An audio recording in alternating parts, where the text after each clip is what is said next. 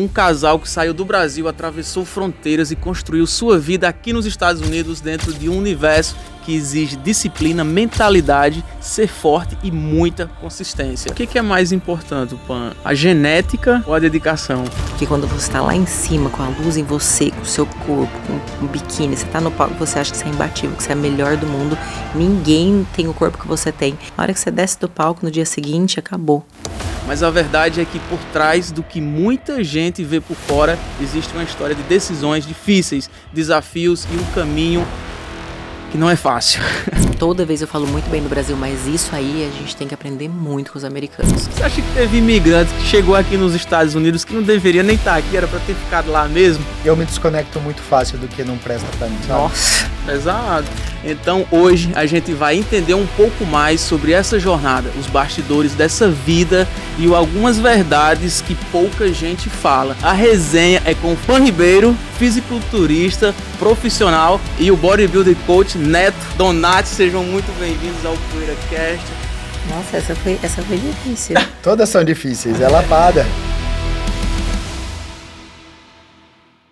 Sejam muito bem-vindos aqui ao PoeiraCast, a história de gente que, estava conversando há pouco, balança ali a camisa para sacudir a poeira, se limpar e vencer na vida. É o que todo mundo vem aqui para os Estados Unidos, e a energia que um ambiente como esse daqui une é de pessoas que passaram realmente por muitos desafios, por muitas dificuldades e que chegaram aonde vocês chegaram. Então a gente sempre conta, como vocês estavam até conversando um pouco antes aqui, a história ali das dificuldades, como foi o começo e o que levou a vocês a chegarem na posição, obviamente, que vocês têm hoje. Mas vamos lá, a primeira pergunta. Muita gente acha que fisiculturismo, fazer musculação, ir para uma academia é algo para cuidar da estética, para cuidar da beleza, mas eu sou a prova viva, não vou falar agora, mas que vai muito além disso. É bem-estar mesmo, né? Também, tipo, você fazer algo por você.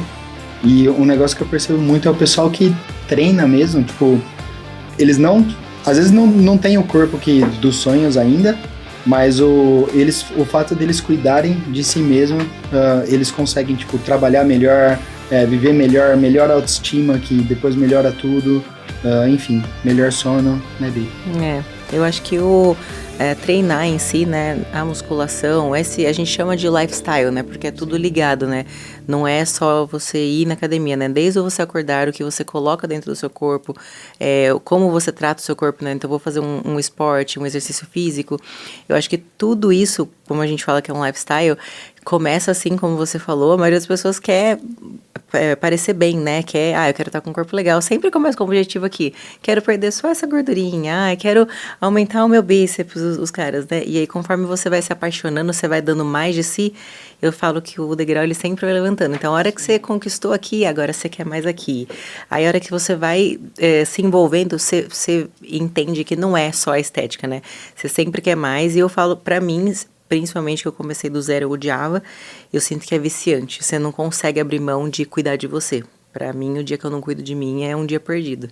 Então, eu acho que a maioria das pessoas, não só aqui, né, mas principalmente no Brasil a gente fala que as pessoas amam se cuidar. A gente ama ver o brasileiro, mas começa na estética e vai indo um pouquinho a mais ali pro bem-estar, pra saúde, pro dia a dia, né? E hoje em dia na internet tem motivado bastante, né? As pessoas, por exemplo, em fotos, postar foto em academias. As academias hoje em dia têm feito meio com uma estrutura que você vê que meio que até os equipamentos e o cenário é proposto ali, iluminação para academia, o que isso é muito bom, porque incentiva as pessoas, tirarem ali as pessoas do comodismo, para levarem elas para academia, para fazer exercício físico, para o próprio bem ali da saúde. Começa com estética, mas depois vê a importância que é aquilo ali para a saúde da pessoa. Vocês acham que hoje em dia na internet a gente vê tantos vídeos, tanto coach, tanta gente na internet postando tantas coisas, umas fazem sentido, mas isso pode confundir a cabeça das pessoas que estão ali vendo, eu vou para academia, eu vou assistir um vídeo no YouTube, vou aprender como é que treina, ou então, vou ver um vídeo no Instagram, o cara tá fazendo aqui uma dieta, mas não é bem assim, não é? Tem muitos caminhos diferentes que vão te levar para aquele objetivo. Tipo, a gente tem muita discussão, inclusive, tipo, será que a dieta é mais importante ou é o treino que é mais importante? Um tempo atrás tava rolando uma treta assim, absurda entre nutricionista e personal, cada um defendendo sua área, quando na verdade tipo, os dois são importantes e não é tipo a dieta cetogênica ou o ciclo de carbo, tem várias estratégias nutricionais e várias metodologias de treino, mas o que a gente sempre tenta encontrar, pelo menos quando eu estou trabalhando com alguém, é o que funciona para ele. Por exemplo, se o Fagner não gosta de fazer dieta cetogênica, eu não vou forçar ele. A gente vai encontrar o que o Fagner gosta de seguir. Talvez você vai falar, eu gosto de McDonald's e tal. A gente vai achar o meio termo ali e tentar encaixar o que você gosta, porque tem que ser sustentável. Então, a regra do jogo é encontrar o que funciona para você e que você consiga fazer por muito tempo. Então, óbvio, a internet tem 1000 informações, e o que eu tento falar, tipo, não vamos seguir um dia essa linha, no outro dia outra linha. Vamos encontrar qual linha que funciona mais, que você realmente gosta de seguir e seguir por ela por muito, muito tempo. E as coisas evoluem, né? É engraçado que até 5 minutos atrás eu não sabia que existia coach, não, de academia, gente. Eu sempre procurei, sempre tive personal. E qual que é, Neto, assim, a diferença? Você que é um bodybuilder coach, qual que é a diferença entre um coach e um personal trainer? O personal trainer, ele trabalha dentro da sala de musculação. Então, por exemplo, se o Fagner precisa de um personal, ele precisa de alguém que vai estar com ele durante o treino, puxando o treino, de repente o personal monta a barra, desmonta, incentiva ali. Então, o personal trabalha dentro da sala mesmo. Já o coach, o meu trabalho, eu trabalho atrás do computador.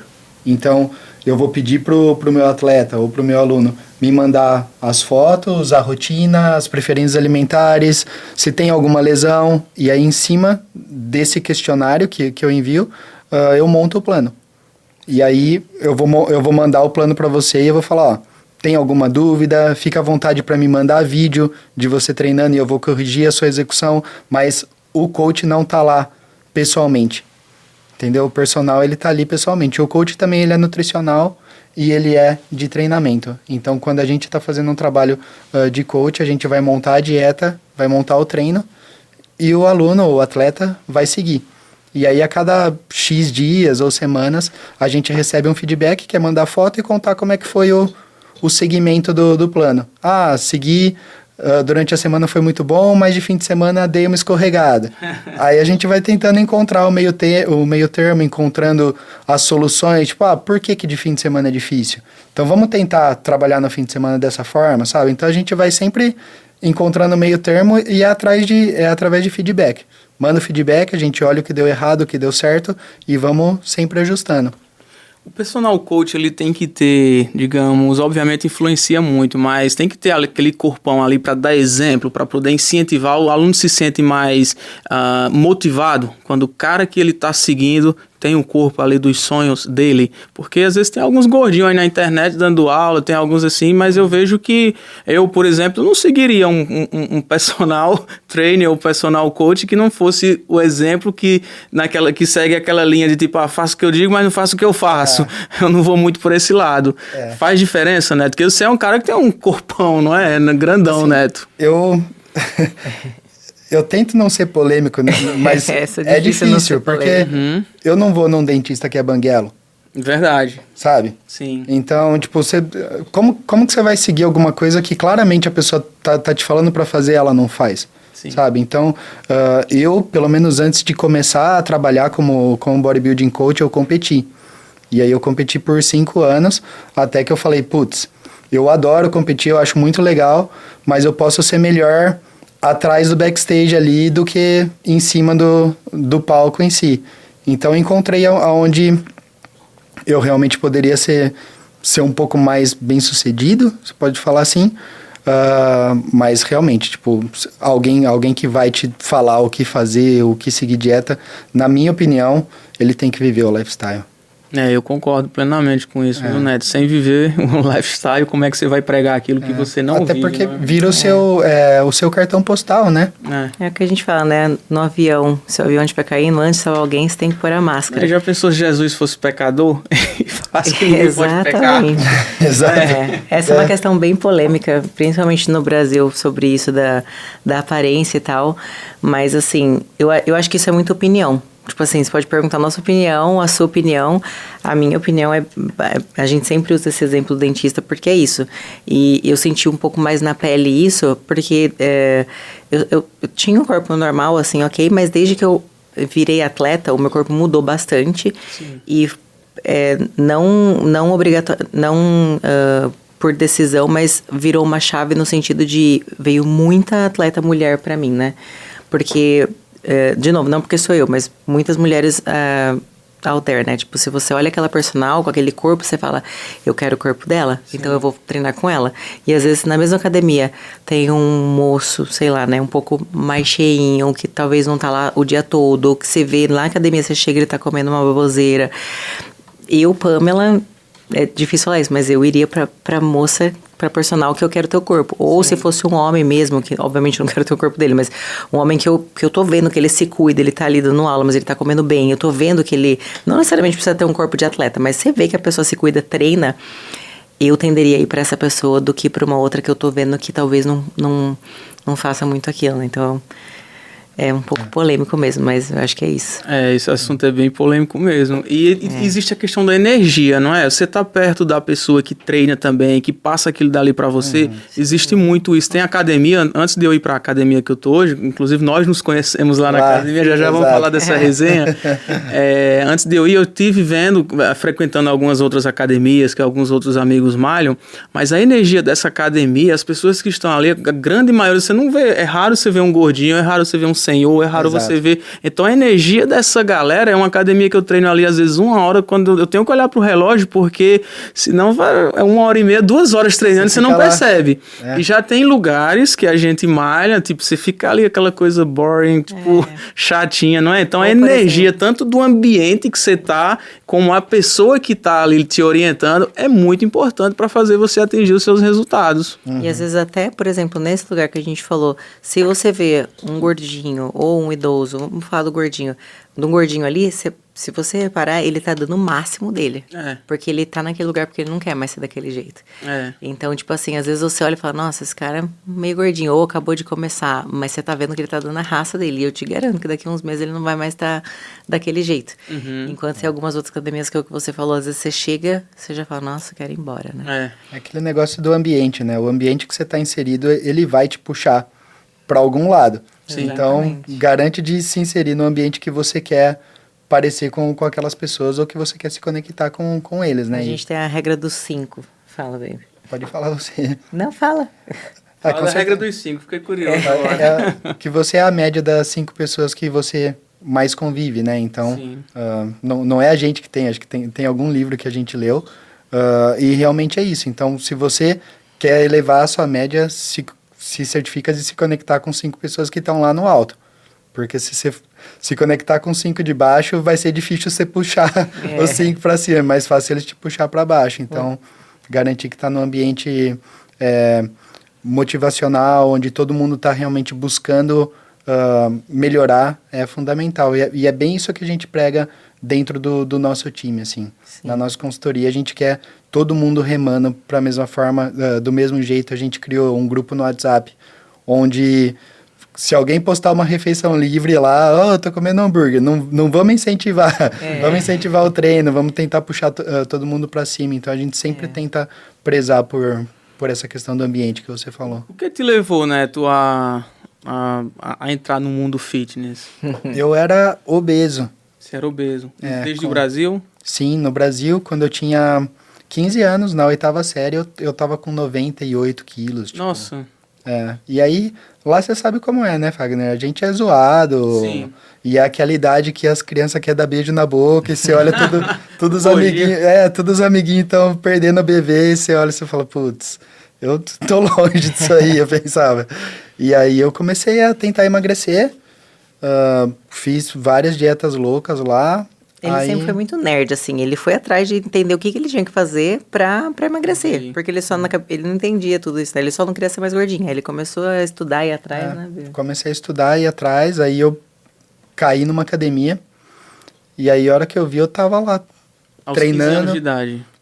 15 anos. Aí eu, tipo, me apaixonei, treinei, emagreci, fiquei, tipo, magro, ok? Já Ficou começou gato. a ser visto de outras formas, É. e vai vendo a diferença, Perdi né? o bebê. Enfim. E aí eu ainda fiz uma graduação, tipo, naquele tempo eu adorava educação física, mas eu era muito bom no computador. Uhum. E minha família, meu pai, falou, ó, Neto, você é muito bom de computação paga pra caramba, tava naquela febre de TI, e aí eu entrei na USP e me formei em ciência da computação, mas a educação física nunca saiu do meu coração. Aí eu Entendi. fechei, tipo, trabalhei um pouquinho com TI, como cientista da computação. Aí eu cheguei pra minha mãe e pro meu pai e falei, gente, não vai dar não, vou ser depressivo se eu continuar nessa área, eu preciso ir pra Educa. Aí eu falei, dá pra bancar aí mais uns 4 aninhos? aí eu formei em Educação Física e o resto é história. Não E teve você, como. Pamela, o que te levou? Fazer educação física? Não, você é formada em educação física Sou também, mas também. que levou para Ele o foi meu fisiculturismo, bicho na essa faculdade. área fitness? Foi isso aqui. Foi ele? Foi, Sério? brincadeiras à parte, foi, porque eu sempre fui, desde criança, eu fui mais ligada em... Eu nunca fui boa em nada. Uhum. Eu era ruim em tudo, mas eu queria fazer tudo. Então, eu fazia teatro, fazia handball, fazia natação, eu fazia vôlei, eu fazia tudo. Eu era boa em dança. Nunca era boa, eu gostava muito de dançar. Então, desde pequena, sabe quando você fala, o que você quer ser? Quero ser professor de educação física porque eu queria dar aula de dança. Sim. Então, eu fui fazer faculdade de educação física por conta da dança. Só que aí eu mudei pra... Aí eu fui fazer UFSCar em São Carlos. Foi daí que eu fui pra cidade dele, porque ele fez USP, mas ele é de São Carlos. Ele fez USP Ribeirão. Ribeirão você fez, né? Fiz USP São Carlos. Ah, você fez São Carlos. Verdade. É que foi essa segunda faculdade. Daí quando ele entrou nessa segunda faculdade, eu também estava fazendo essa faculdade. Então ele foi meu bicho, mas ele já era mais velho que eu, tal. Foi que eu conheci ele. Mas assim, ele namorava. Era bem assim e tal. Uhum. E eu tava no meu 3º ano de faculdade também. Só que eu fiz licenciatura. Que eu não sei se você sabe, educação física, você pode fazer ou bacharel. Sim. Bacharel é mais para pesquisa, mas não, é só para pesquisa e para ser personal, ou licenciatura, que é para dar aula. E eu fiz licenciatura, porque eu odiava academia. Odiava, não me imaginava nunca pisando na academia. Nossa. Tipo assim, eu fui, pra não falar que eu nunca fui, eu morava numa república, eu fui 2 meses, porque minhas amigas iam também, porque eu achava que eu tinha que ir, mas eu odiava. Mas eu era muito boa professora, e eu decidi que eu ia ser professora de escola infantil, para educação física e tal. E aí, no meu último ano, eu fiz estágio no SESC, que também é uma instituição no Brasil, trabalhei com crianças, e aí eu descobri o Montessori, que é um método de educação. Eu me apaixonei pelo Montessori, e aí depois eu vim pra cá. Depois que eu me formei, eu vim pra cá, e aí eu vim pra cá ser au pair. Tudo isso ainda nada, viu? Não pisava na academia, eu odiava treino e tal. Quando eu cheguei aqui, mas é o que eu falei, eu sempre fiz muito esportes lá. Quando eu cheguei aqui você chega na academia, não tem personal. No Brasil, as academias, elas têm os personagens da academia. Então, você não precisa necessariamente pagar. Se você quiser, você paga, né? Sim. Mas você não precisa. Então, sempre tem o personal, aquela fichinha que te fala o que fazer. Quando eu cheguei aqui, que eu vi que não tinha, eu não sabia o que fazer. Então, só que eu também não tinha esporte, não tinha nada pra fazer, e eu precisava me mexer porque eu tava ficando gorda, né? Uhum. Aí eu ia certinho, no mesmo dia, no mesmo horário com uma menina que eu achava, olha como que as coisas influenciam, né? Eu gostava do corpo dela, e ela fazia um exercício, e eu ia lá e fazia aquele exercício que ela fez. Aí foi indo, por isso, eu fiquei aqui quase 2 anos, ainda não treinava nada, e aí eu voltei... Resumo da história, a gente voltou a se falar, a gente já estava solteiro já, e eu já estava morando aqui, ia fazer 2 anos, ele no Brasil, a gente se falou, aí eu fui pro Brasil trocar meu visto, vi ele, a gente começou a dar uma flertadinha ali e tal, e aí a gente começou a namorar. E aí ele era coach online, como eu falei, eu não seguia academia nem nada tal, e só que eu via os resultados das alunas dele, porque ele repostava muita menina no story. E eu via as meninas com um corpo super lindo e tal. E aí, quando eu entendi, que eu comecei a aprender, né? Que dieta eu ia poder continuar comendo pão, comendo arroz, sorvete, porque eu sou doido de sorvete. Que não era aquele negócio que pra mim, na minha cabeça, você falava pra mim, dieta... Eu entendo que eu não podia comer carboidrato, que eu tinha que comer só proteína, salada, e eu sou formada em nutrição e dietética no Brasil também. Mesmo no meu curso técnico, eu não aprendi exatamente tudo, tipo assim, né, como que é. Então, quando eu vi que as alunas dele estavam com aquele corpo, comendo arroz no almoço, comendo pão com ovo de manhã, era tudo que eu gostava, né? Aí, ele nunca me puxou, me pressionou nem nada. Eu comecei a treinar um pouquinho assim em casa, com os pezinhos, porque aí logo depois foi Covid, e meu corpo começou a mudar. Quando meu corpo começou a mudar, que eu comecei a ver resultado, aí foi indo. Daí, na hora que viu, aí as pessoas começaram a perguntar pra ele, né? Porque a namorada do coach, você pensa em competir e tal, e a gente não. Aí um dia ele falou, você quer competir? Daí eu falei, se você achar que eu tenho futuro, que eu tenho algum dia, quando você achar que eu estiver pronta, vamos competir uma vez pra ver como que é. Hoje eu tô aqui. Tudo que eu faço na minha vida é isso. O que é ser namorada do personal trainer? É difícil? Na época ele era o personal trainer, né? Se fosse ciumento, ela teve uma alteração de cor aqui, ó. Vamos deixar ele começar essa resenha? Neto, responde aí. Como que é ter uma namorada assim, sendo personal trainer? Você que muitas alunas, ela em alguns momentos citou que você tinha as alunas bonitas e tudo, então ela tem aquela parte ali de competir, né? Eu tenho que ganhar delas.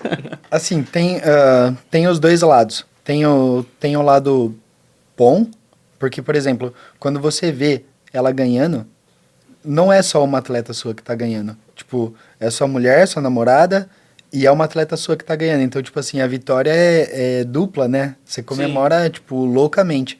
Só que, ao mesmo tempo, por exemplo, é muito difícil em alguns momentos, principalmente da minha parte como coach, é muito difícil você conseguir saber quando é, tipo, o namorado ou o marido e quando é o coach que tá falando.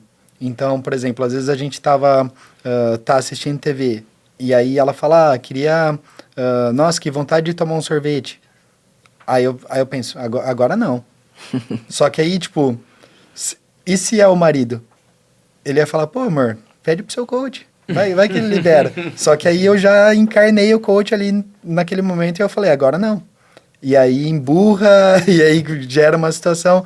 Então, tem um lado muito bom, porque ao mesmo tempo a gente tem muito privilégio disso, de estar sempre junto, de estar vendo a resposta ali pessoalmente, no lugar de estar vendo pelo computador, por foto. Então, a gente está em comunicação constante. Então, o resultado é melhor ao mesmo tempo. Mas você conseguir lidar com essas situações onde a gente não consegue separar, aí o couro come. A mulherada dá em cima. Dá nada. Neto. Eu acho que dá, vou ser sincero, Neto, pode falar. Eu acho que dá, um personal trainer que a mulherada não dá em cima. Dá em cima dos bonitos, né, Wagner? Ser bonitão com esse corpão aí. eu acho que vice-versa, né? Tanto pra você quanto pra ela. Tem que ter muita confiança, assim, o casal. Eu acho que muita maturidade também, porque nesse meio que a gente tá, é o que você falou, vai pros dois lados. Querendo ou não, eu tô no palco em destaque. O corpo tá super legal, chama atenção, mulher chama atenção. Então, por exemplo, a gente sempre fala que nesse meio, se você não tem cabeça, você perde muito fácil a linha. Porque, vamos supor, não porque sou eu, né, mas todas as mulheres nesse meio, homem... Chega uma hora que homem dá em cima. Homem, principalmente que não conhece. Na academia, que agora a gente está indo nessa academia nova, né? Mas a gente sempre... A gente tem, que a gente fala na nossa casa, lá na outra academia que a gente treina, todo mundo lá me conhece e todo mundo lá conhece o Neto. Então, por exemplo, a chance de algum cara dar em cima de mim é muito baixa. A chance de alguma menina chegar no Neto é, tipo assim, muito baixa. Mas, obviamente, que uma vez ou outra na história, chegou um cara que não conhecia, que não sabia, e da minha personalidade, eu sou muito aberta. Então, por exemplo, eu sou sorriso, eu dou abraço, a gente sempre brinca, se o Neto chegar na academia e eu estiver nas costas de um cara abraçando, ele vai ficar de boa porque ele me conhece, ele sabe que é o meu jeito. Calma aí. Como assim? Calma Mais ou menos. Não é bem assim. Assim não. Mas é isso, a partir do momento que eu percebo que o cara tá com signo de tensões, pra mim acabou ali. Ele nunca mais vai ter um oi, um sorriso e é isso. Porque eu né, tenho esse respeito. Mas nesse meio, assim, o que a gente vê, o tanto de casal que, às vezes, principalmente se não são os dois que fazem. Tipo assim, se não são os dois do meio. Que, às vezes a mulher é atleta e o cara trabalha, sei lá, na construção. Ou às vezes ao contrário. Se as duas pessoas não vivem o mesmo lifestyle, a gente já viu muito casal, tipo assim, porque não é legal assumir isso, mas o lado ruim, o lado dark do bodybuilding é o ego. Porque quando você tá lá em cima, com a luz em você, com o seu corpo, com um biquíni, você tá no palco, você acha que você é imbatível, que você é a melhor do mundo. Ninguém tem o corpo que você tem. Então, eu sempre falo que o controle do ego é uma parte muito, muito, muito grande que você tem que estar ali. Porque às vezes as pessoas deixam algo levar, chega uma pessoa ali de fora, e aí se a mulher se deixa levar, ou se o homem se deixa levar, você acaba com o seu casamento, com a sua vida. A hora que você desce do palco no dia seguinte, acabou. A sua vida ficou para trás, você perdeu tudo, e semana que vem é outra pessoa subindo, e você já não é nada, né, teoricamente. Então, assim, esse controle do ego tem que ser muito, muito... Controlado. Controlado, né, baby? Mas dentro do esporte em si, o pessoal se respeita muito. Isso é muito verdade. Tipo, muita conversa que a gente tem com o atleta em si, é engraçado que quando a gente olha para um corpo de uma mulher, a gente não olha de uma forma, tipo, sexual, sabe? A gente olha um corpo, por exemplo, nossa, se aquela mulher tiver um pouco mais de glúteo médio, ou se aumentar um pouquinho a posterior de perna, ela ia destruir no palco. A gente começa a olhar nesse sentido, tipo, voltado pro esporte, sabe? Você olha um corpo, mas você imagina ele em cima do palco. Sim. Em si. E aí eu sinto que, principalmente aqui nos Estados Unidos, eles têm uma cultura muito respeitosa nesse sentido. Por exemplo, é muito comum algum cara, por exemplo, quando vai seguir a Pamela no Instagram, me segue e segue ela. Sabe? É um negócio cultural que eu percebi dos americanos aqui. Agora, uma coisa que eu acho que é mais relacionada a coach mesmo, porque eu sinto que o americano, ele valoriza muito mais o coach do que o brasileiro. O brasileiro, ele vê o atleta no palco, atleta, e é o atleta. Nossa, o Fagner que é bom. Nossa, o Fagner tá maravilhoso. Olha como o Fagner foi. Parabéns, Fagner, tal, tal, tal. Aqui, assim, eu já competi 17 vezes, acho, né? Eu, de verdade, acho que eu conto nos dedos as pessoas que me elogiaram. Nossa. Todo mundo vai pro Neto. Pergunta quem que é o coach. Não pergunta, vai direto. Já porque sabe. O Neto geralmente tá comigo em show. Então, por exemplo, nossa, o Fagner foi super bom. O Fagner, você desce do palco com um troféu de primeiro lugar, eles vão no Neto. Parabéns, cara. Porque, tipo assim, óbvio que você que fez, o seu atleta, Sim. só que isso é uma coisa que eu nunca tinha visto no Brasil. Aqui, às vezes, até falo, às vezes eu fico esperando a pessoa conversar com o Neto e, tipo assim, parabéns, tal. Aí depois vem pra mim, parabéns. Pô, obrigado, né? Qual que é a diferença do aluno brasileiro entre o aluno americano? Os americanos são mais dedicados? Porque o fisiculturismo eu vejo que partiu muito daqui, né? Desde a época lá do Arnold Schwarzenegger, desde essa época aí, então... O brasileiro, ele tem muita garra, mas a disciplina do americano é um pouco diferente, sabe? E um negócio que eu percebo muito, a lealdade do americano com o coach é um absurdo. Por exemplo, eles têm uma visão de longo prazo muito grande, enquanto o brasileiro é tipo assim, vou fazer esse show. Se eu não mandar bem nesse show, pé na bunda do meu coach. Entendi. Vou para outro coach. O americano, ele faz o show, aí ele sai do show, aí ele senta com o coach. E aí? O que nós temos que melhorar pro próximo show? Então, por exemplo, quando a gente tá montando ali o nosso plantel de atletas, os americanos a gente sabe que a gente tem um cliente de longo prazo. Muito, muito dificilmente o americano vai sair. E eu não tô falando isso como algo... tipo, ruim do brasileiro, é só diferente, sabe? Tanto que hoje, quando eu trabalho com algum brasileiro, eu já converso sobre expectativa. Eu falo, ó, você quer fazer esse show? Eu vou mandar real. Esse show, a gente vai pisar no palco, vai sentir, e a gente vai trabalhar para realmente o seu show, que você vai ser muito, muito bom, vai ser o segundo show. Vai levar um pouco mais de tempo, tá ok? Então, a gente controla a expectativa um pouquinho melhor que o brasileiro, porque, a gente é o país do futebol, a gente cresceu destruindo todo mundo e dando goleada, então a gente não tá... Vai na raça. A gente espera que nós vamos brilhar sempre, mas... E nem sempre é assim. Nem sempre é assim. E assim, eu nunca competi em palco no Brasil. Eu já assisti show. O Neto competiu já no Brasil e aqui, talvez ele possa falar melhor, mas eu já assisti show dele, da Luma, minha cunhada, e de outros atletas nossos do Brasil. E eu já competi aqui. Então, por exemplo, o que eu sinto, falando só do palco, não como ele falou, da preparação em si. A energia de você assistir um show do Brasil realmente bizarro, né? As pessoas levantam, super felizes. É o brasileiro mesmo. Sabe que a gente fala do futebol? A gente é assim com todos os esportes. Estão então, lá tipo torcendo, assim, né? estão torcendo mesmo e gritam, nananã. Nossa, é uma delícia. Eu lembro que a minha primeiro contato assim com o Bodybuilding, que eu não tinha competido ainda, eu fui ver ele competir, eu falei, nossa, que legal, tal. E aí, quando eu competi aqui, não é nem perto de você a torcida, né? Até porque por muito tempo foi só eu e o Neto aqui. Hoje em dia a gente tem mais amigos, temos mais teammates, mas acho que de 17 shows, 10 foi só a gente, né? Então, assim, eu sabia que eu tinha o Neto lá na plateia e era isso, né? Americano é bem educadinho, assim. Brasileiro berra e levanta e grita. Agora, uma coisa que eu sinto, assim, muita diferença é o tratamento, assim, pro atleta. O backstage mesmo. Como eu falei, eu só vi lá, mas, assim, eles tratam os atletas com uma desumanidade que eu não sei, eu sinto que é muito business. É tipo assim, eu tô running esse show e você tá competindo no meu show, então vai ser do meu jeito. Se você tiver que ficar 8 horas atrasado no check-in, você vai ficar aí. E só que, tipo assim, a pessoa tá passando mal, tá desidratada. Então, tipo assim, isso aí eu senti uma falta de desumanidade muito grande. Enquanto aqui, principalmente no Texas, amo Texas demais. Eu sinto que não tem nenhum estado, nunca vi ninguém fazer show como o Texas. Pra eles é tipo assim, o show é seu. Você que tá fazendo esse show, a gente trabalha pra você. Então, tipo assim, eles tratam a gente como a gente deveria, né? Sim. Tipo assim, eles tratam a gente como você é prioridade hoje, você que tá passando fome, você que não tá muito bem, o show é seu, o horário é seu, eles seguem certinho o horário, o jeito como eles falam com a gente backstage. E aí eu fiz um show, pra não falar que eu nunca fiz, no Brasil eu nunca fiz, mas eu fiz um show em Las Vegas, que foi eu não sei se posso falar, mas uma empresa, pode Muscle Contest. Tanto que aqui, acho que tem, sei lá, umas 5, 6 empresas, federações que fazem show. Então, você escolhe onde você quer. No Brasil, só tem uma. E até hoje, ninguém conseguiu fazer outra, porque eles são muito grandes e acaba, né? Então, no Brasil, só tem eles. Então, eu fiz esse show que eu fiz em Las Vegas, era dessa federação, que eles fizeram aqui. Nossa, eu não consigo colocar em palavras o quão...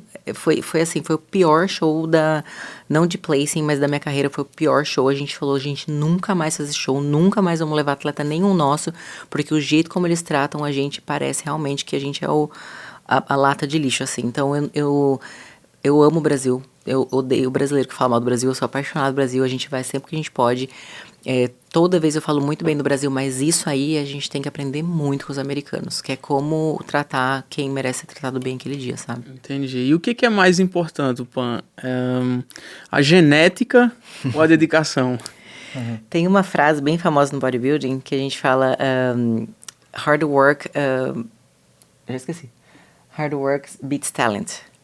Que quer dizer, tipo assim, se você trabalhar o suficiente, se você trabalhar muito forte... foda-se a genética. Sim. Só que quando você chega num alto nível, não é bem assim. Então, por exemplo, se a Pamela e o Fagner, a gente vai fazer o mesmo show e o Fagner tem genética e a Pamela não, mesmo se eu trabalhar muito, muito duro e você não trabalhar nada, eu vou ganhar de você. Sim. Agora, se nós dois trabalharmos duro igual, você vai disparar na minha frente. Aí então, soma. tipo assim, também é outra polêmica. Por muitos anos a pessoa fala, a genética não conta, não conta. Hoje em dia a gente vê que conta, assim, né, Bê? No alto nível, assim, quando a gente tá falando de show amador, o hard work, ele chega muito longe. Por isso que a gente fala, todo mundo consegue competir. Tem muita gente que fala, mas será que eu consigo? Você consegue. Agora, se a conversa for, será que eu consigo ser um profissional, ganhar o meu Procard dentro do bodybuilding?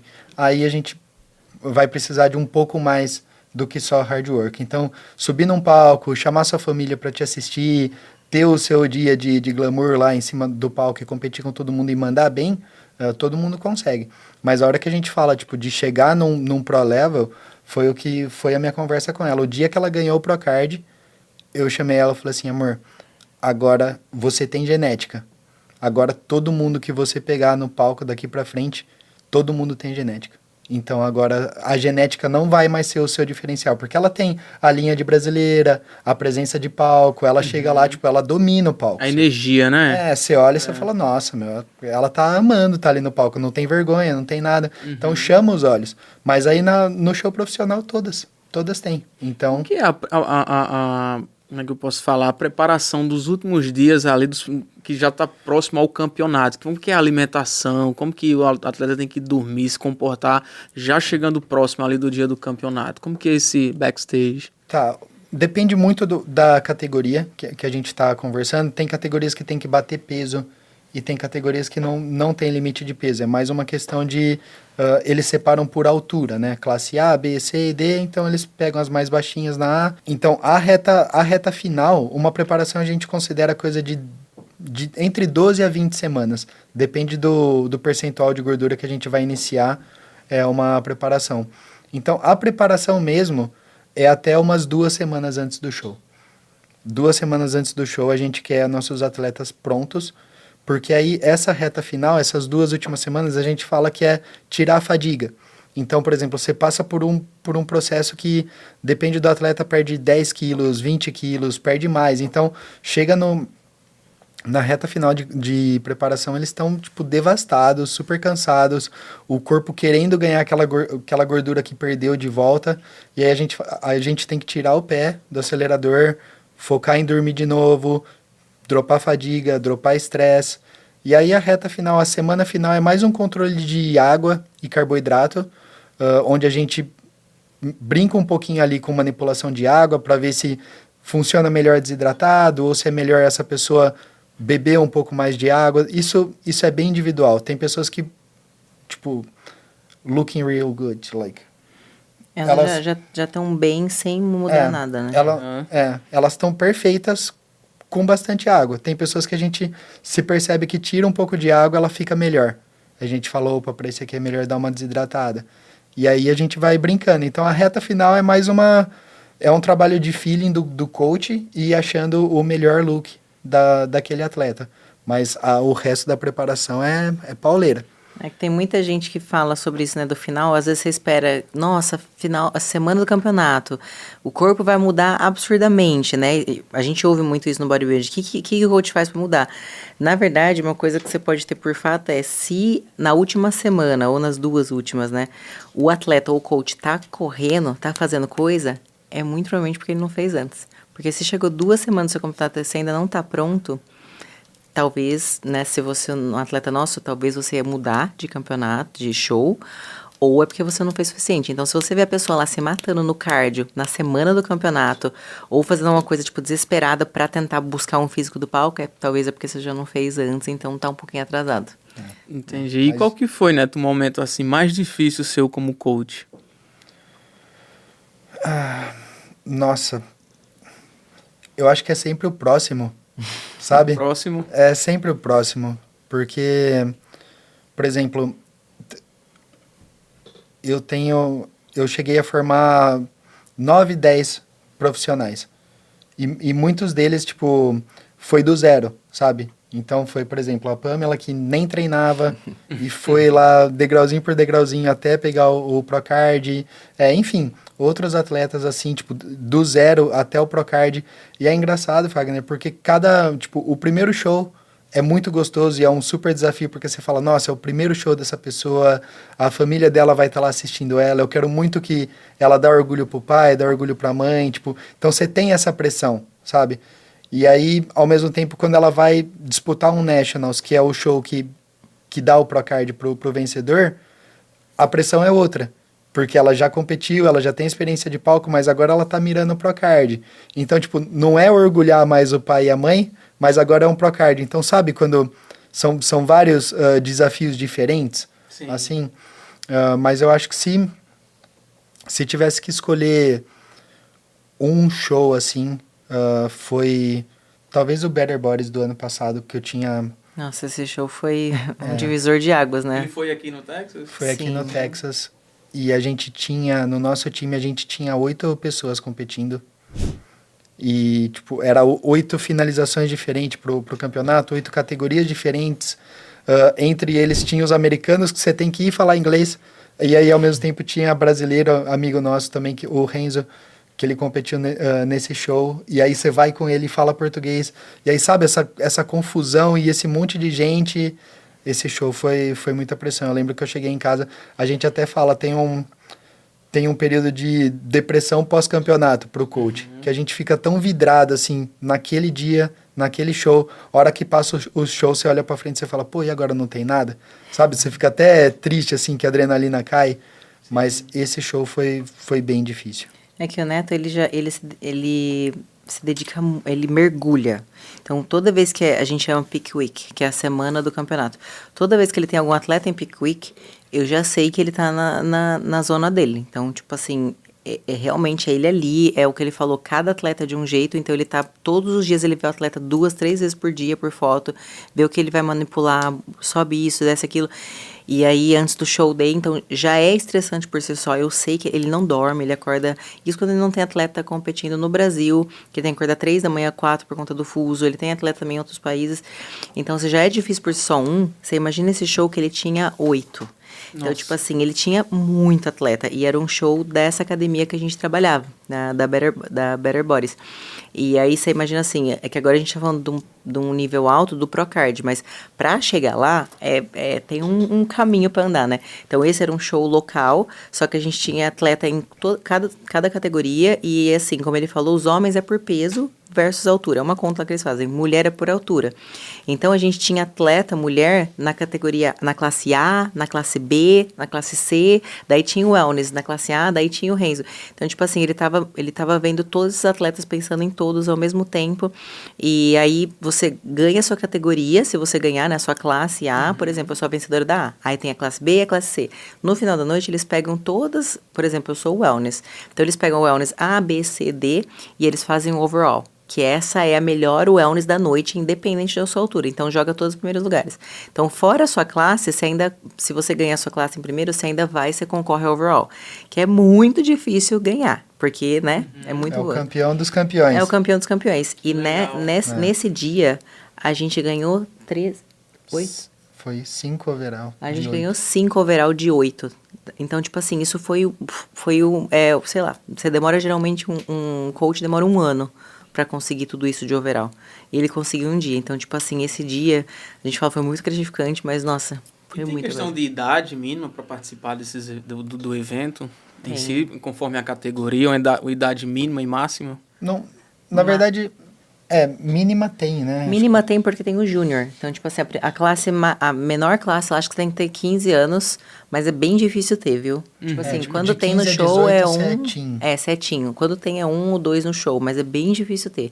Aí depois disso idade aberta, e aí acima de 35, eles mudam. Daí tem as categorias Master. Daí tem Master de 35, Master 40, Master 45, mas a gente vê umas pessoas bem mais velhas fazendo, né, baby?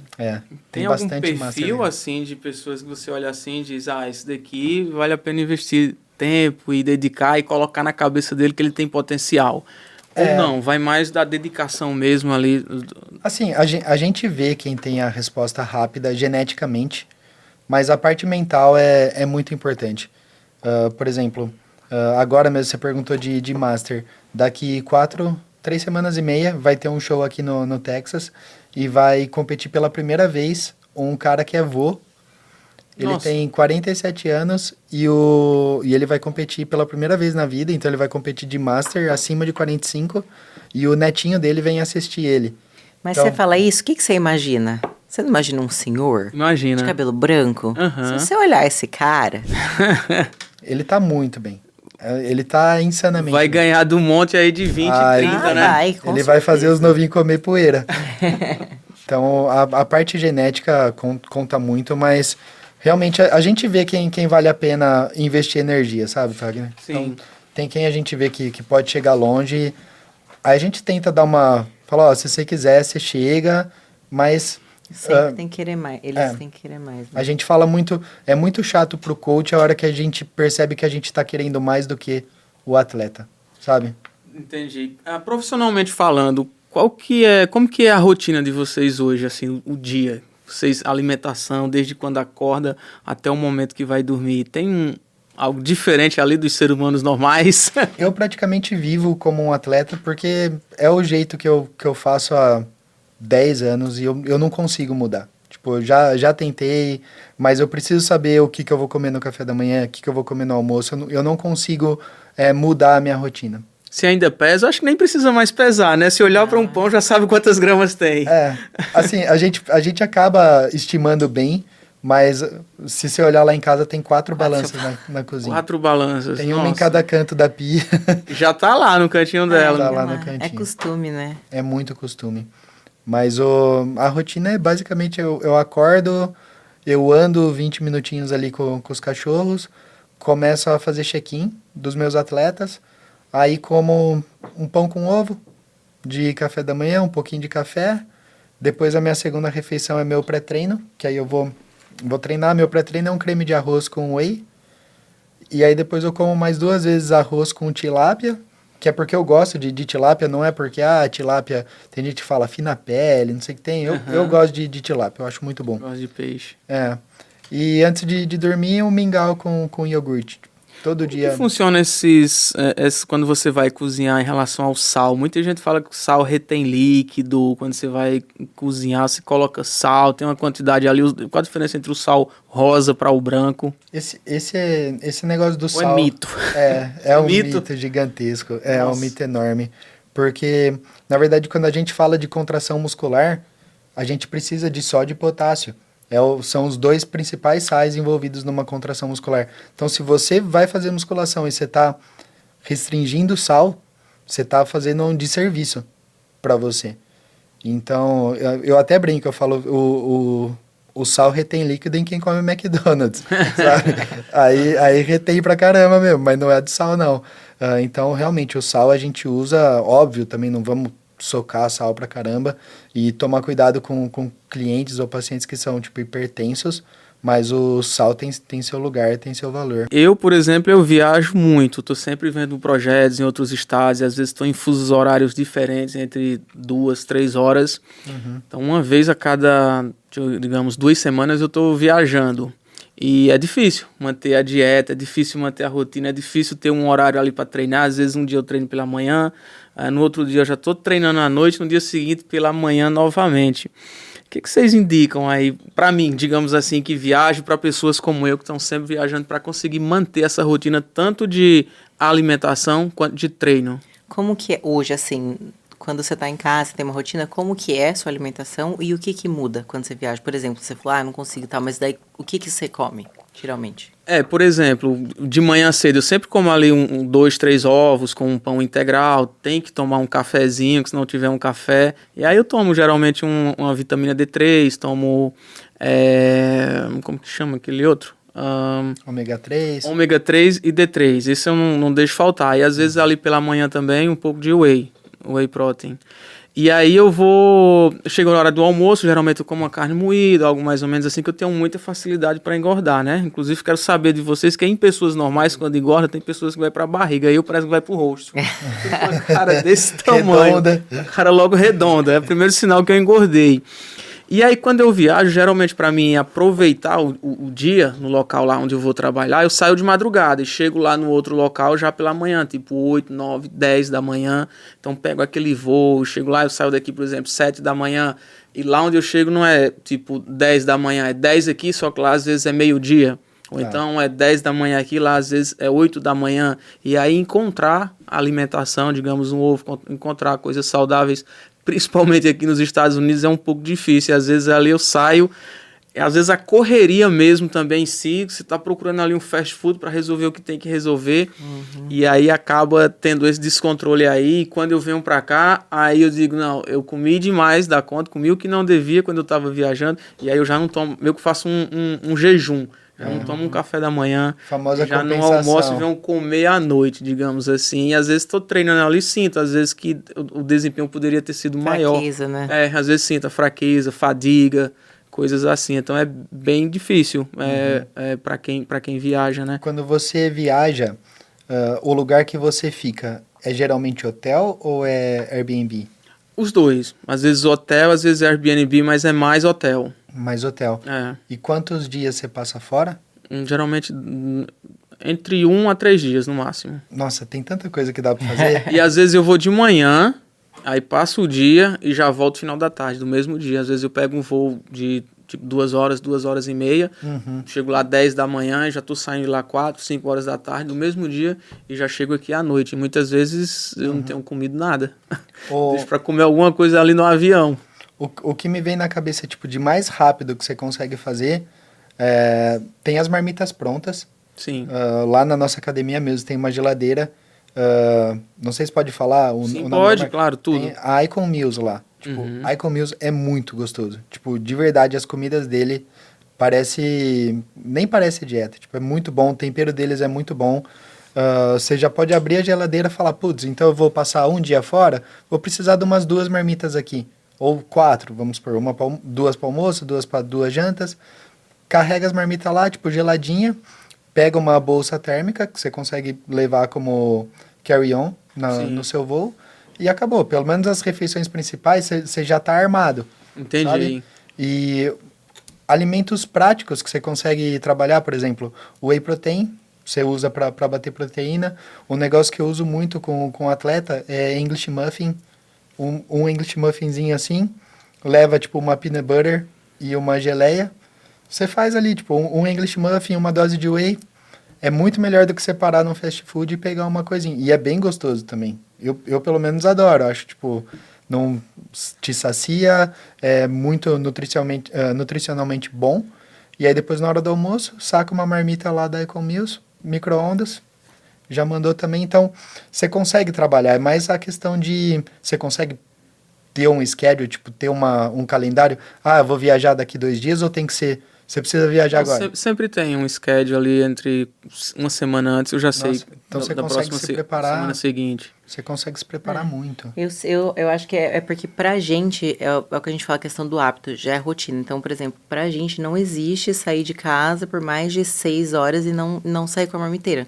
Então, pra gente é muito automático. Quando a gente vai viajar, vamos supor que a gente vai ficar 3, 4 dias e tal, a gente já leva, né, os saquinhos, tal, no micro-ondas, etc. Mas eu sei que isso meio que uma atitude de quem já tá acostumado de atleta.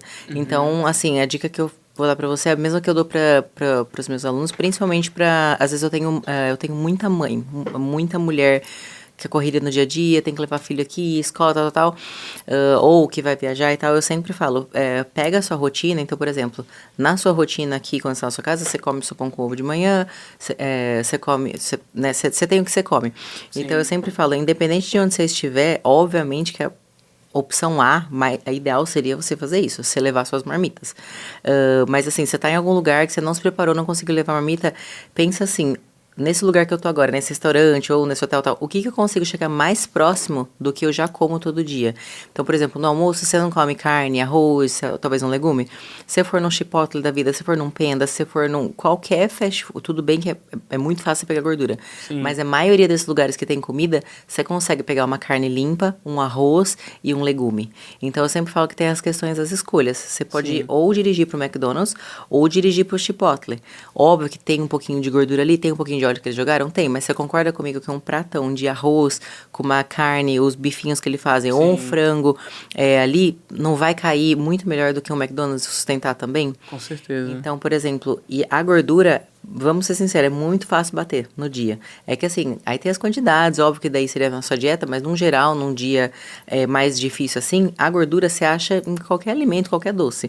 Mas assim, às vezes a gente também fica focado bastante na proteína, só que também tem o carboidrato. Então, você vai ficar o dia inteiro fora, até treinar à noite e tal, você também tem que ter carboidrato, porque o carboidrato vai te dar energia. Então, às vezes você fala, nossa, eu tô cansado, tô fraco, só que você só comeu proteína e gordura. Proteína te dá saciedade, carboidrato te dá energia. Então, tenta fazer uma refeição que tem esses dois. Igual o Neto falou, o whey, você compra esses sachêzinhos, eu também sempre falo para meus alunos, que no Brasil às vezes não tem tanto. Eu sempre falo, pega esse saquinho de, assim, sendo bem real, né? Pega esses saquinhos de juju, coloca ali 20 gramas de whey e anda com 5 desses na bolsa. Ou aqui tem os Ziploc, sabe, os menorzinhos. Joga um escupão de whey, isso aí vai caber em uma bolsinha sua. Você tem 10 sachês de whey, qualquer lugar você compra uma garrafinha d'água, você mistura ali, você já bateu sua proteína, come um rice cake, igual ele falou, um English muffin. Você tá no hotel, às vezes você pega umas frutas do café, já deixa lá pra quando você voltar mais tarde ter fruta. Então eu sempre falo, tenta chegar o mais próximo do que você já come todo dia, na realidade que você tá ali, né? Mas realmente o ideal mesmo seria, tipo, vamos programar. Ou até, às vezes você não quer ir lá, você vai na academia hoje, que na Absolute mesmo tem também esse monte. Então, eu já vou deixar 10, 20 no meu freezer, porque quando eu for viajar, eu só pego 5 e levo. É muito costume, te garanto. E muitas vezes, muita gente também fala, porque eu vou passar no aeroporto e não pode entrar comida. Pode. Só não, é a mesma regra A de... carry-on pode? Pode. É a mesma regra que líquido. Por exemplo, o iogurte, se for iogurte geralmente é 150 ml, daí não passa, porque já passou do 100. Sim. Mas é a mesma regra que comida. Só não pode ser líquido depois de 100 ml. Mas comida a gente sempre leva. Vai preparado uns minutinhos antes, porque eles sempre param. Pergunta, tem comida? Tem. Eles vão abrir, olhar, não vão testar nem nada, vão olhar lá o whey e é isso. Então, tipo assim, dá pra fazer, sabe? Mudando um pouco de assunto, muita gente procura a academia, procura os treinos mesmos para melhorar o corpo, por estética, mas depois que começa a ver os benefícios que aqueles exercícios colocou sobre ela, como, por exemplo, o foco, como, por exemplo, ter mais resiliência, como, por exemplo, ter mais força para quando vai fazer alguma coisa, as pessoas acabam saindo um pouco dessa parte só de estética e continuando também pela saúde, não é?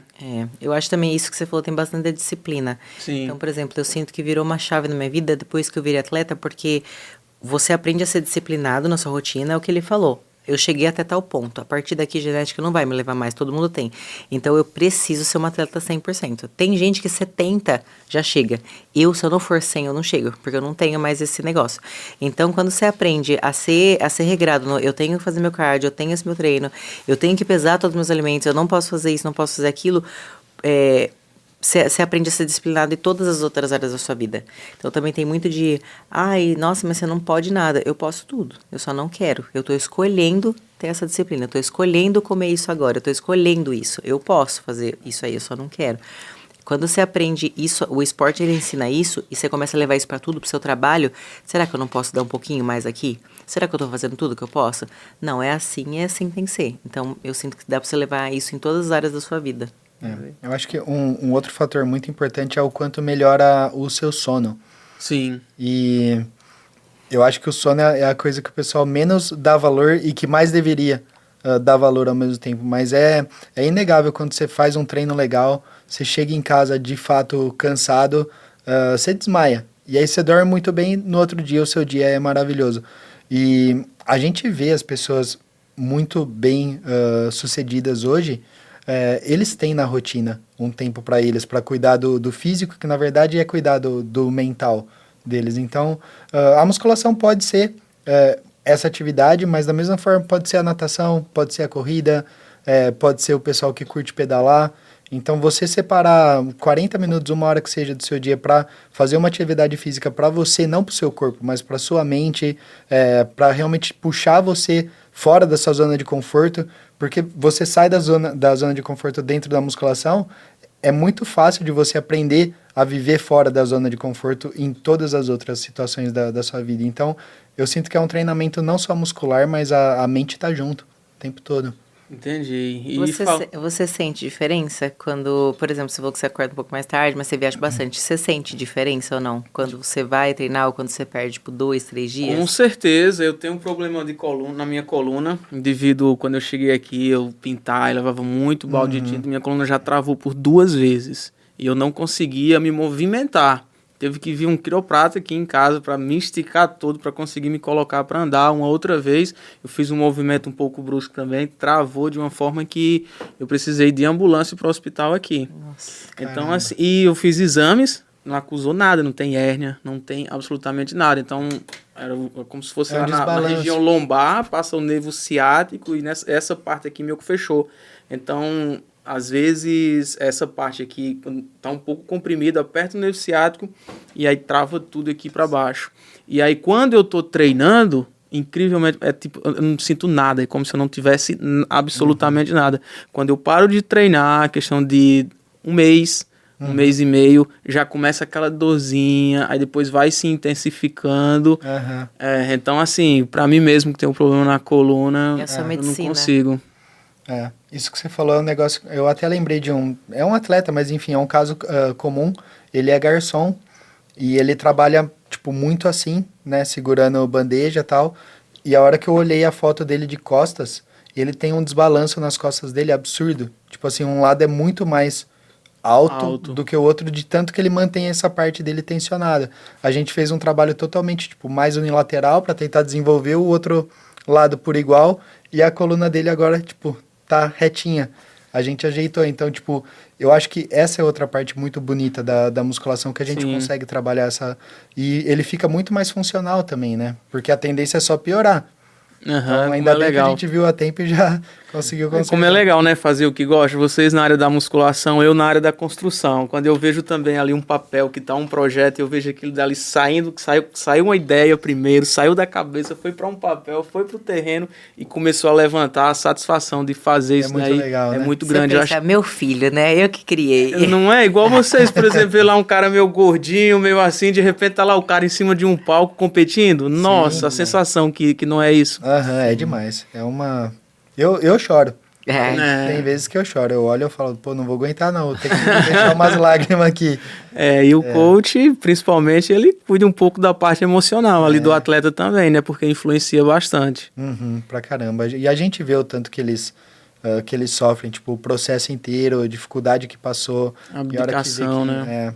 Mas eu acho que principalmente essa parte que eu te falei, a hora que você vê a família da pessoa se orgulhando, tipo, a mulher feliz pelo cara, tipo, teve um atleta nosso que ele virou profissional nesse último, em dezembro, aqui no Texas mesmo, a mulher dele, tipo, torcendo do nosso lado, assim, você vê a emoção dela, você não sabe se você tá feliz por ele, se você tá feliz por ela. É um combo de emoção muito legal. A gente tem um quadro aqui que se chama Lapada. Lapada. Eu acho que é aqui que eu vou embora, hein? É uma pergunta que eu faço e vocês vão responder ali, não vou dizer uma palavra, mas uma frase ali curta e direta. Não pode pular, não tá no show do milhão, não. Tá, já é. Como que é? Uma pra cada ou é uma pergunta? Eu vou fazer a primeira pergunta... Aí vocês podem falar, esse eu respondo. Ou então, essa eu respondo. Tá. Show. Beleza. A primeira, a segunda. Então, esse é o quadro Lapada, onde chegou a hora, meu amigo, desse quadro. O Jeff, ele já começa a rir. Ele já começa a rir. Já ele tava esperando essa parte, eu acho. Eu acho que a gente pulou um pouco aí, Jeff. A gente não preparou eles. Mas vamos lá. Você acha que muitos brasileiros que estão aqui nos Estados Unidos, que dizem que venceram, mas na verdade estão mentindo? Postando o que não vivem? Você quer responder? Pode ir. Você tá aqui mais tempo. Eu acho que sim. eu vejo muita coisa. Todo mundo fala assim. Todo mundo fala assim, pode ir. Não, eu vejo muita coisa. Tipo, é comum você tá com um brasileiro e ele tá postando, tipo, subiu em tal lugar, tá em Vegas, e vai, tira uma foto ali. Quando a gente conhece e tá junto, a gente sabe que a realidade não é aquela. Então eu sinto sim que tem muita gente... Sabe aquele cara que pula na água gelada e fala pra todo mundo, vem que tá gostoso? É esses aí, que fala, pode vir pros Estados Unidos que mostra o lado bom do negócio, né? Vem que tá tranquilo. Uma pergunta um pouco aleatória, né? A gente jogou um pouco por esse lado do imigrante mesmo. Isso é bom para muitos imigrantes que estão assistindo o podcast e tal. Tem muita gente nesse momento que passa por dificuldades, que é o início, todos, não vou dizer todos, mas muita gente passa aqui. Vocês já passaram por algum momento que vocês pensaram em desistir depois que chegaram aqui? Em algum momento vocês precisaram ser fortes, resilientes, aumentar ainda mais a fé em Deus? Acho que no início é difícil, não é? Bom, eu posso falar minha experiência. Eu sei que muita gente sempre tem o sonho de vir para os Estados Unidos. Meu sonho e tal. Nunca foi meu sonho. Eu vim para cá porque eu estava numa fase muito difícil emocionalmente no Brasil. Eu tinha acabado de me formar, não sabia o que eu queria fazer da vida e tal. E aí eu vim primeiro como au pair. Então, eu fui au pair e tal, e aí o meu objetivo era aprender inglês. Então, eu fiquei por 2 anos e tal. No meu segundo ano, eu decidi que eu queria ficar. Então, aí eu comecei a fazer o college aqui do Montessori. A partir do momento que eu decidi ficar, se eu falar pra você que eu quis voltar atrás em algum momento, eu nunca quis. Nunca passou pela minha cabeça, até porque eu já estava criando uma vida aqui. Eu não vou mentir, nos 6 primeiros meses... eu senti, é um pouco mais difícil, né? Eu acho que... eu nunca tive homesick, eu morava em outra cidade, quando de faculdade e tal, mas eu senti um pouquinho de homesick, mas eu acho que era mais esse negócio de estar perdido. Aí eu acho que não sei se ele vai falar, mas quando o Neni veio pra cá, que ele veio depois, né, tal. Eu sinto que no começo, como você pode perceber, eu não sou uma pessoa muito tímida. Aham. Então, eu tinha zero inglês. Zero, eu não sabia nada. Hi, how are you? Era isso. Aham. Então, mas é da minha personalidade não ter vergonha. Então, eu sou a pessoa que chega na roda e falo, Hi, I'm Pam. Tipo assim, vamos aprender. A personalidade do Neto, naturalmente, no Brasil mesmo, em português, ele já é mais fechado, ele já é mais tímido. Então, eu acho que no começo foi um pouco mais difícil para ele, quando ele veio para cá. Consequentemente, foi mais difícil pra mim, porque eu senti uma lapada mesmo, tipo, nas minhas costas. Tipo assim, sou eu que tenho que segurar esse rojão, porque ele tá aqui por causa de mim. Então, eu vou aguentar, vou segurar. Então, eu não vou falar pra você que eu falo, eu queria voltar pro Brasil por causa dele. Mas eu tava sentindo, porque que eu conversei com ele, eu falei, eu só quero finalizar meu college. E depois, né, como o trabalho dele era remoto, ele já tinha a vida dele no Brasil, se você quiser voltar, a gente volta. Então, talvez nesse momento, parece que eu tava esperando que algum momento ele ia falar, agora vamos voltar? Então, eu voltaria, mas por ele, não por mim. Eu vivi com a minha mãe até meus 27 anos. Então, para mim, sair de casa foi muito difícil e eu tinha meu cordão umbilical ficou lá quando eu cheguei aqui. Então, no começo, assim, os primeiros 3 meses foi bem complicado.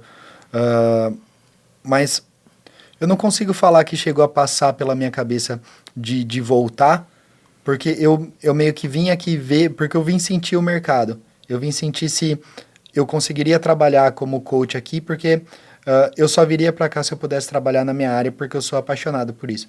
E eu falei, eu não vou para os Estados Unidos para trabalhar com qualquer outro emprego que não seja o meu. Eu quero trabalhar, eu quero cuidar de pessoa, eu quero ajudar todo mundo a alcançar o físico deles, qualidade de vida, é isso. E aí, a hora que eu vim pra cá, eu senti o mercado, eu vi que deu, a gente voltou pro Brasil porque eu tinha alguns atletas competindo e a gente queria acompanhar eles pessoalmente. E aí eu até pensei, eu vou pro Brasil e eu vou sentir qual é que é. Às vezes eu volto pro Brasil, vejo todo mundo competir, eu falo, putz, eu realmente sinto falta disso. Mas a hora que eu voltei pro Brasil e passei 2 meses lá, eu tinha certeza que não era mais pra mim. Aí aquilo lá pra mim foi a virada de chave. Eu falei, eu vou voltar e agora voltando pra lá a gente vai fazer o que tiver que fazer pra fazer acontecer lá. Vocês já moraram em outro estado dos Estados Unidos ou sempre foi o Texas? Eu morei por 1 mês e meio na Califórnia, mas eu voltei correndo pro Texas.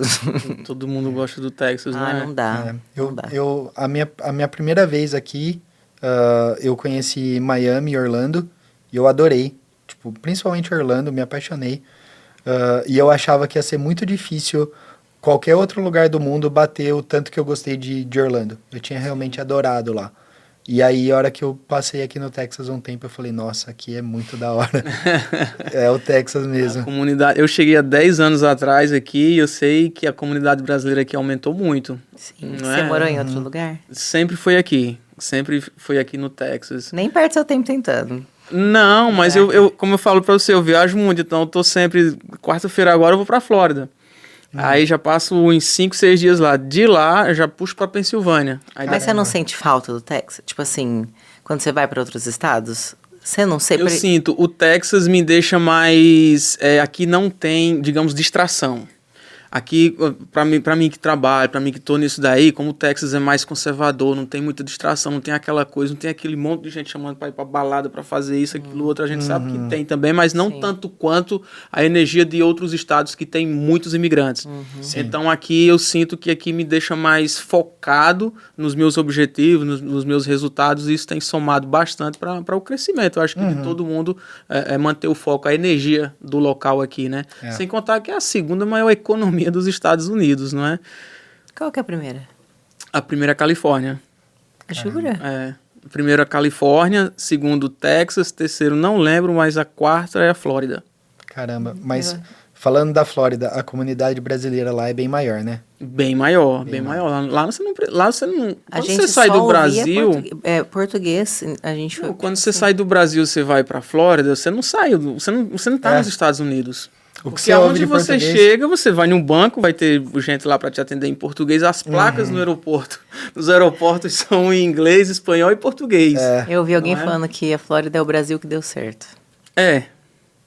Então, aqui mesmo no Texas, É raro. Hoje a gente vê mais um pouco, né? Voltando até para aquele assunto, eu estava lá na academia e tava você, tava o pessoal lá e eu vi vocês falando português. É raro. É raro. É raro. Então, acho que vocês não estavam nem falando por inglês, vocês estavam com um americano lá, mas acho que foi você que conversou com outra pessoa. Eu conversei com a minha irmã e você tava do lado. Foi, aí eu vi alguma coisa lá em português, eu, nossa, o brasileiro aqui, eu sou um pouco parecido com a Pâmela também, chegou já. Eu já vou entrando já também, é verdade. Então a comunidade brasileira tem aumentado aqui bastante, mas ainda é raro nós estarmos em algum lugar, como no supermercado, como no restaurante, e ver, tanto é que quando a gente vê, nossa, brasileiro, tem muito isso. Já na Flórida, em outros estados, é bem comum. Onde a gente tá ali no parque da Disney, que seja em qualquer lugar, você vai ver pessoal falando português, mas a comunidade realmente tem aumentado bastante aqui. Então vamos lá para a nossa terceira pergunta, meu amigo, do quadro da Lapada. Existe algo que acontece na comunidade brasileira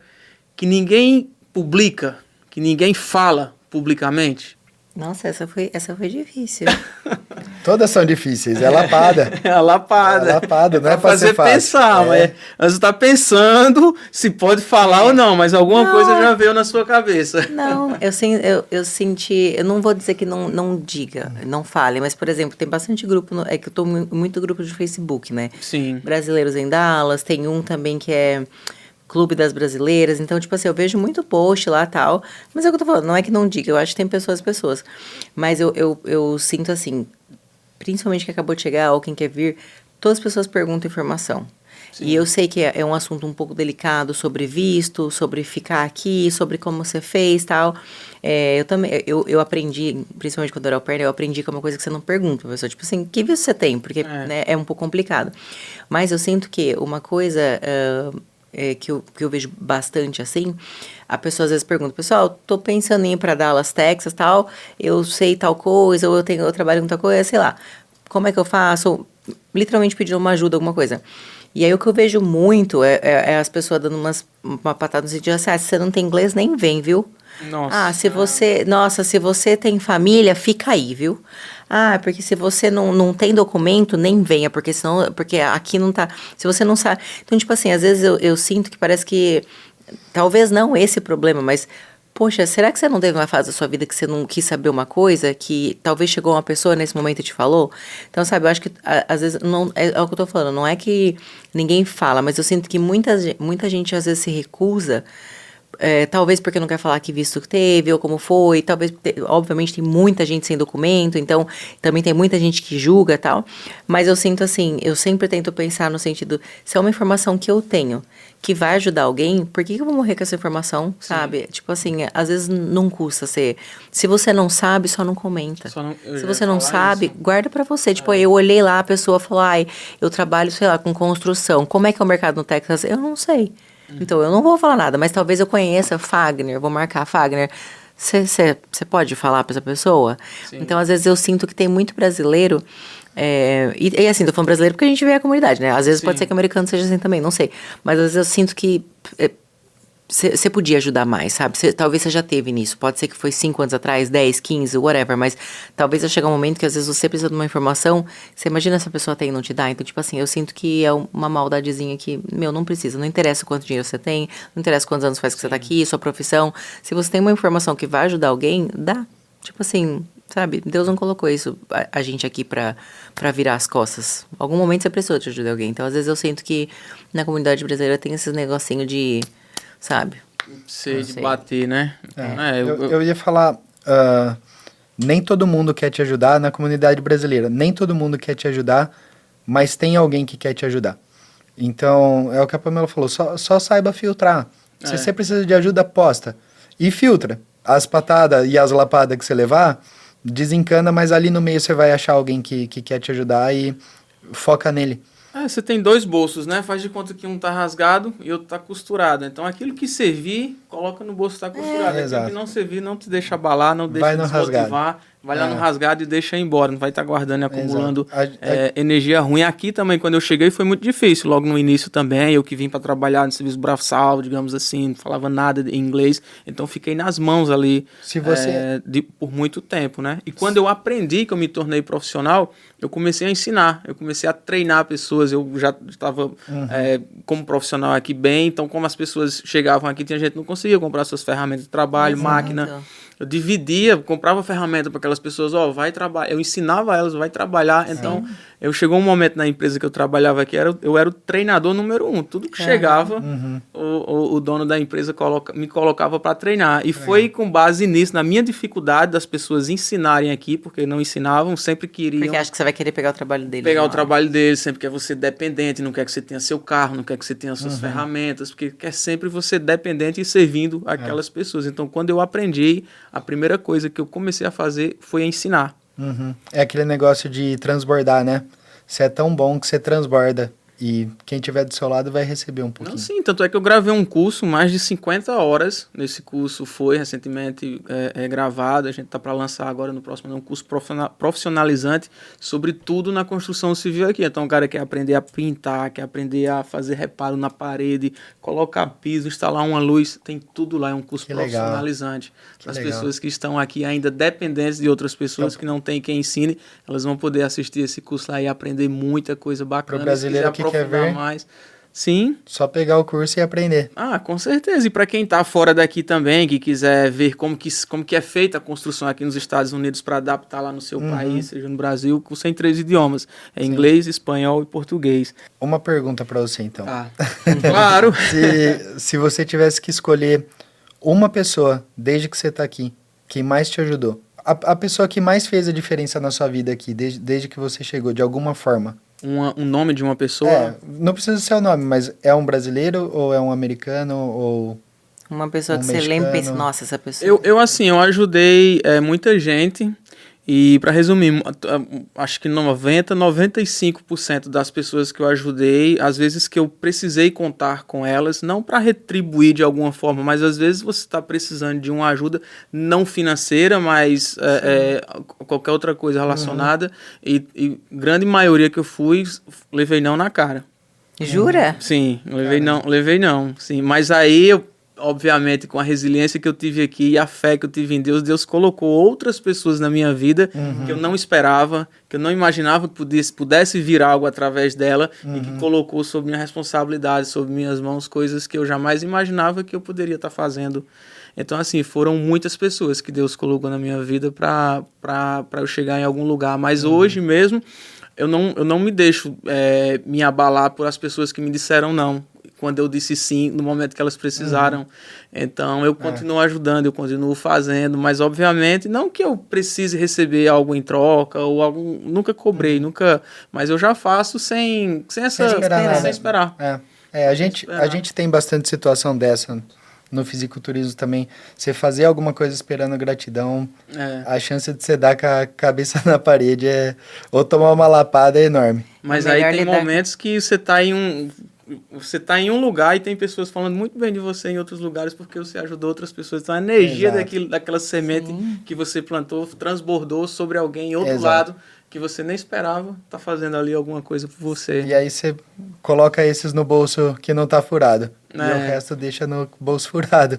Exatamente. É sempre melhor lidar com a surpresa do que com a frustração, né? Então é isso, não esperar nada que vier. Que bom, que benção. Você acha que teve gente... Não gosto muito de falar brasileiro, mas você acha que teve imigrante que chegou aqui nos Estados Unidos que não deveria nem estar aqui, era para ter ficado lá mesmo? Nossa, pega a caneta e o papel, vamos começar a escrever. Eu acho que, como em todo lugar, né? Acho que sim. Pessoa que eu conheço, assim, você fala, ou no geral? Tem alguma situação que você passou que diga, nossa, tem gente aqui que só vem para diminuir a vida das outras pessoas que deveria ter ficado lá onde estava mesmo? Tem, né? Essas são aquelas perguntas difíceis. Você está filtrando. Resposta rápida, pô. Não vamos enrolar, não. Sem enrolar. Eu me desconecto muito fácil do que não presta pra mim. Sabe? Nossa. Pesado. Lapada. Pesado assim, lapada. Isso dá corte, viu? Isso é corte dos bons. Não, porque realmente, se veio pra cá ou se não veio pra cá e, tipo, não devia estar aqui. A minha função é cortar esse laço e sair de perto. Então, eu sou bem dono de quem eu me conecto e de quem eu faço questão de não ter nenhum laço. Até mesmo porque um dos pilares da prosperidade está no rompimento, né? Você não vai estar sendo resiliente, passando tempo em um ambiente ou em algo com alguém que você não está prosperando e que não está dando certo. E prosperidade não é nem financeira, é prosperidade emocional, não é? É aquela pessoa que te drena, que você chega perto, só reclama, só fala mal, pica mula, sai de perto. Eu não sou tão fácil assim igual o Nene, eu sou um pouco mais... não vou dizer apegada, mas tipo assim, eu me dou demais. Então assim, se eu conheci você há 5 minutos ou há 5 anos, se você quiser minha casa, pode vir, Tó meu coração, é isso aqui. Então, conforme eu me conecto mais com as pessoas, eu crio mais esse laço. Então, pra mim é um pouquinho mais... Não que eu não tire da minha vida igual o Nene faz, mas eu sofro um pouco mais, sabe? Quando tem que tirar. Então, tem alguns casos de... Eu não sei se eu falaria, tipo assim, não deveria ter vindo pra cá, porque quem sou eu, né? Se Deus mandou a pessoa pra cá, é porque ela tem que estar aqui. Mas talvez se a gente mudar ou não teria trazido pra minha vida... Aí tem algumas amigas aí que... Como o Dani falou, que drena, que suga, tipo, eu demorei muito já, sabe, red flag, tipo, aproveitando, eu sou uma pessoa que me dou muito, e, né, minha terapeuta sempre me falou, cuidado para não ser só um caminho, você não pode só dar, senão uma hora você vai ficar vazia, a pessoa vai ficar cheia, e aí, né, você não é nada. Então, eu dou muito, e aí, tipo assim, já era, né, minha amiga fazia mais de 2 anos, e sempre a situação que eu dava, e aí ela fazia uma situação, tipo, eu pensava, poxa, por que você fez isso? Você não me conhece? Tipo, não, porque eu acho que você fez isso, acha que eu falei alguma coisa. Literalmente, alguém falou alguma fofoca, alguma coisa, todo mundo virou as costas pra mim, e aí a hora que eu não sabia o que aconteceu, eu deixei as pessoas irem, sofri, fiquei muito mal. Depois de muito tempo, uma amiga minha veio e falou, olha, porque falaram tal coisa de você. E eu fiquei, tipo assim, amiga, tipo assim... Todo mundo me conhecia ali e era uma coisa absurda. Tipo assim, eu vou falar porque também já há muito tempo, mas literalmente que o marido da minha amiga, que eu fui na casa dela e eu, com esse meu 1,62 m de altura, pressionei o cara na parede e forcei ele a me beijar. Nossa. Tipo assim, é um absurdo, sabe? Que daí a hora que eu falei, amiga, você realmente acha que eu fiz isso? Olha, tipo, você não tem nem tamanho, estrutura pra fazer isso no homem, né? Aí depois eu descobri que era mentira, obviamente que era mentira, né? Um outro cara que teve treta com esse cara, inventou essa história pra deixar ele mal falado, só que aí usou meu nome, vai saber Deus por quê. E aí é o que eu falei, tipo assim, pelo menos ela me deu o benefício da dúvida. Então eu penso, essas pessoas estavam na minha vida fazem tanto tempo, 2 anos, e você me conhece, e você em nenhum momento parou pra pensar, não, acho que a Pam não faria isso aí, não. Sim. Não é muita personalidade dela. Então, talvez já foi muitas red flags pra chegar ao ponto de eu falar, não, agora... machucou, mas eu perdoei, desculpo e tal, mas essas pessoas eu não quero mais na minha vida. Então, tipo assim, talvez esse tipo de pessoa aí que prefere juntar com as pessoas... Se você tá num room, eu sempre falo, tipo, é muito fácil saber se você tá falando mal ou não. Você Sim. falaria isso pra pessoa? Se você falaria isso pra pessoa, então você vai lá e fala. Se não, se ela não tá ali, se tá desconfortável, não fala. Então, tipo assim, talvez essas pessoas eu falaria, olha, deveria ter ficado onde tava, não ter entrado na minha vida, porque eu sofri muito nessa situação. Uma pergunta, qual que é o preço emocional de estar aqui e deixar todo mundo do Brasil? Esse caso é engraçado, porque você vai achar que eu sou muito mais que ele, né? Você vai falar, eu choro, não. Eu acho que pra ele foi bem mais difícil, né? Eu senti pra caramba. Família. Família. Ainda que o que aliviou um pouco o sofrimento foi que minha mãe e meu pai conseguiram visitar uma vez por ano cada um. Então, até eu finalmente conseguir poder visitar eles, foi 4 anos ali deles vindo e voltando, até que finalmente eu pude ir, mas chegou alguns momentos de desespero, assim, total. Foi inclusive, eu era bem afastado de Deus, e foi inclusive porque chegou um tempo que eu falei assim, eu não tentei de tudo, não consigo mais, agora deixa nas mãos de Deus, e tipo, realmente foi milagre, começou a tudo acontecer, e aí a hora que eu vi, finalmente consegui poder visitar eles, mas foi... aquele negócio, talvez se não tivesse acontecido isso, eu nunca ia me aproximar. Tudo tem um motivo, né? E aí, agora, Quero ver afastar. Vocês gostaram? Nossa, Show de demais. bola. Parece que faz 5 minutos que a gente tá aqui, sabe? Não Exato, é? Olha verdade. só, 1h30, viu? Caramba, 1h30. Tô olhando ali.